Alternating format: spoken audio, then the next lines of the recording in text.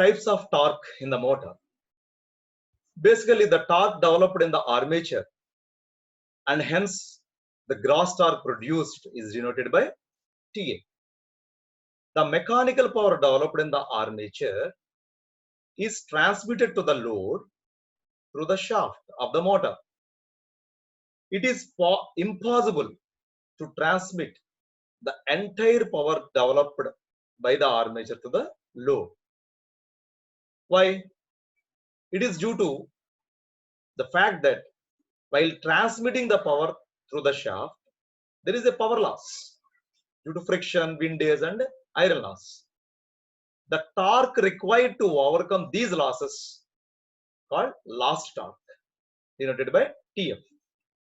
These losses are called as stray losses. The torque which is available at the shaft for doing useful work is known as load torque or shaft torque, which is denoted by TSH. Therefore, TA is equal to TF plus TSH. This TSH is always less than TA. The speed of the motor remains same all along the shaft. All along the shaft, the speed of motor remains same, say n RPM. Then the product of the shaft torque TSH and angular speed omega is called as power available at the shaft. That is net output of the motor. The maximum power a motor can deliver to the load safely is called output rating of the motor. It is expressed in horsepower, which is called rating of the motor. No load condition for a motor. For no load,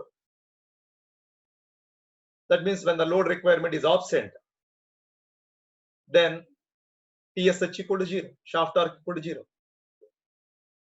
This does not mean that the motor is at halt. The motor can rotate at a speed n0 RPM on no load. The motor draws some current, which is IA0, where we can write IA0 is equal to V minus EB0 by RA, where EB0 is the back EMF on no load, proportional to speed n0. Now, the armature torque TA of the motor can be written as TA is proportional to phi into IA. So, we know the relation EB into IA is equal to TA into omega. From this,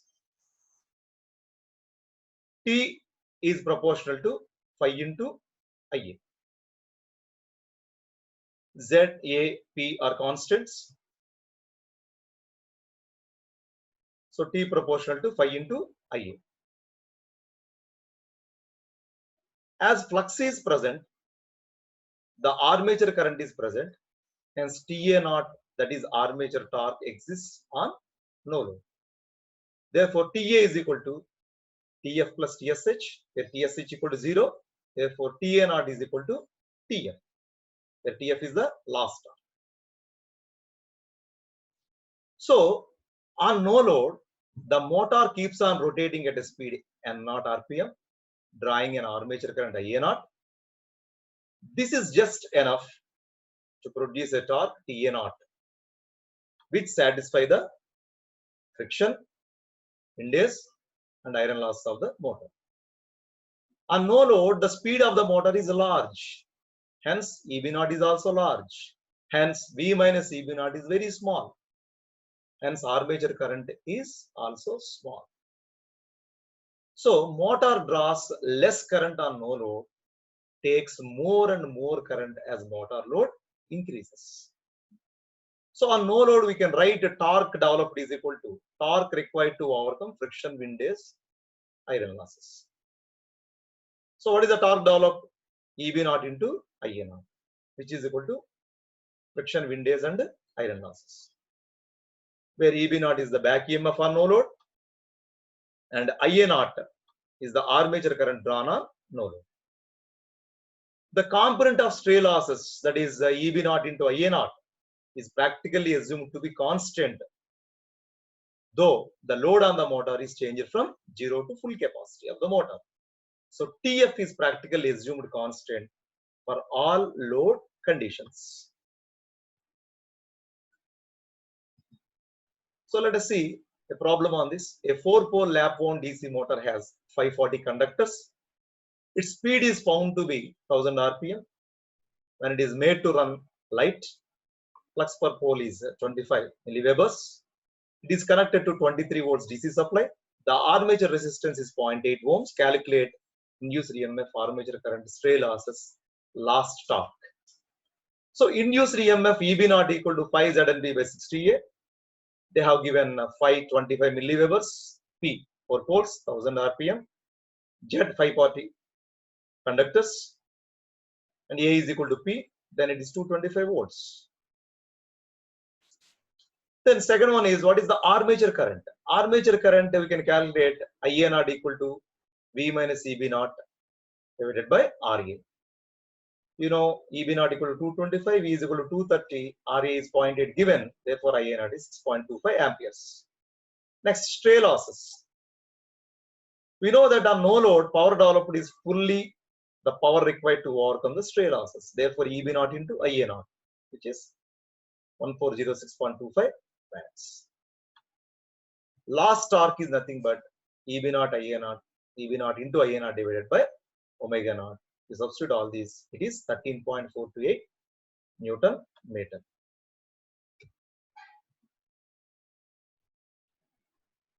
So types of DC motors. DC motors are classified depending upon the way of connecting the field winding with the armature winding. The different types of DC motors are shunt motors, series motors, compound motors. Compound motors are further classified as short compound, long compound motors. Let us see the connection diagrams and the different voltage current relations of these types of motors. DC shunt motor. Just like DC generators, the connection diagrams are same. Only thing is electrical supply is given to the machine. That is supply voltage V. IL is the current input. The field is connected in shunt with the armature. IL is equal to IA plus ISH, where motor is connected to load. We know that the shunt field winding has more number of turns. More number of turns means less current, that is less cross-section area. So coming to voltage and current relationship, IL is equal to IA plus ISH, where the voltage across the field is VSH. Therefore, ISH equal to V by RSH, where V is equal to EB plus IARA plus V brush.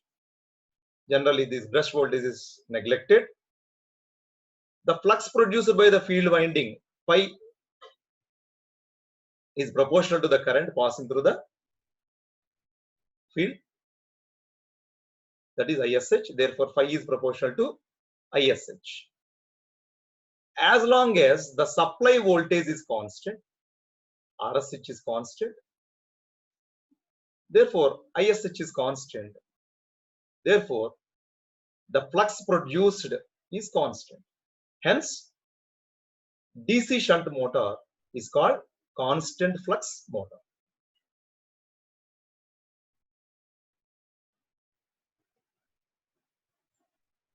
Next, DC series motor. You know that the field is connected in series with the armature. RSC is the resistance of the series field. The value of the RSC is very small, and it is made with smaller number of turns.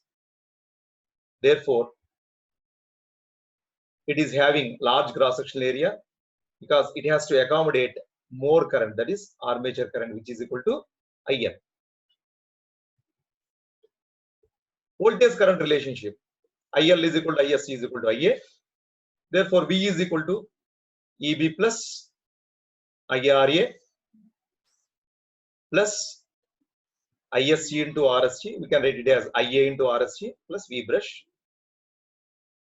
The supply voltage has to overcome the drop across the series field in addition to EB and a drop across the armature winding. Series motor, the entire armature current is passing through the series field winding. So the flux produced is proportional to armature current for series motor. So coming to the compound motor. Compound motor consists of a part of the field winding connected in series and part of the field winding connected in parallel with the armature.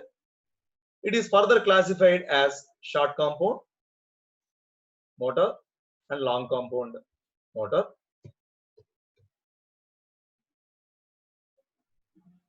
So in the long compound motor,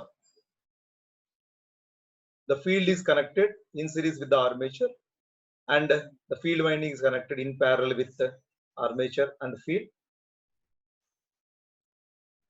So RSC is the resistance of the field and RSH is the resistance of the shunt field winding.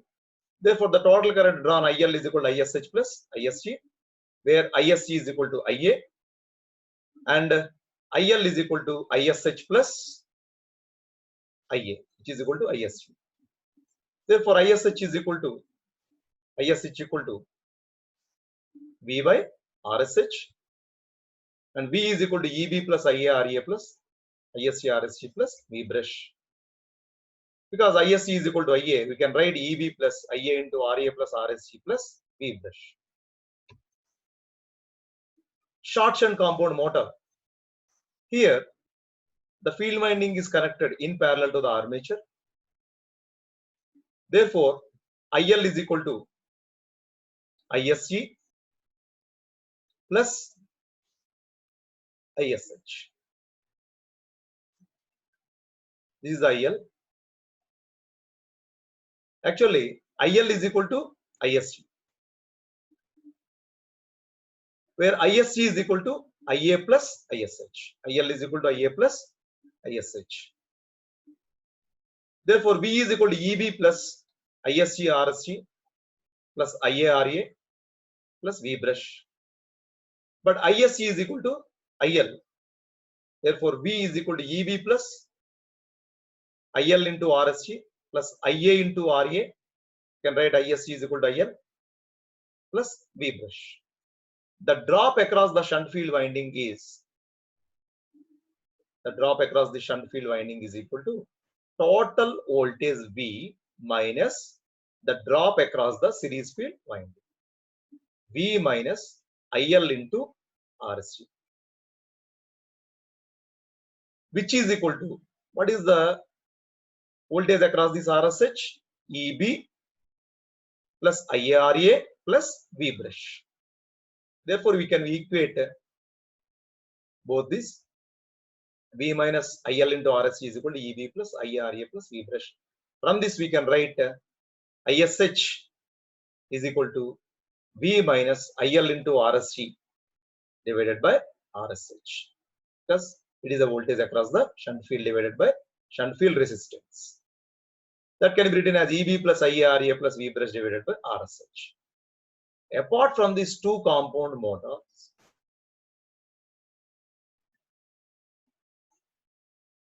compound motor can be classified into two more types: cumulatively compound motors, differentially compound motors.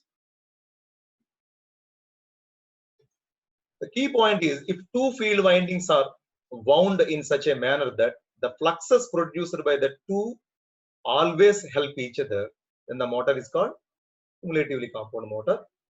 That is phi SC plus phi SH. If the fluxes produced by two windings are trying to cancel each other, then they are in opposite direction. The motor is called differentially compound motor, which is discussed already in DC generators. A long shunt compound motor can be cumulative or differential type. Similarly, short shunt compound motor can be cumulative or differential type.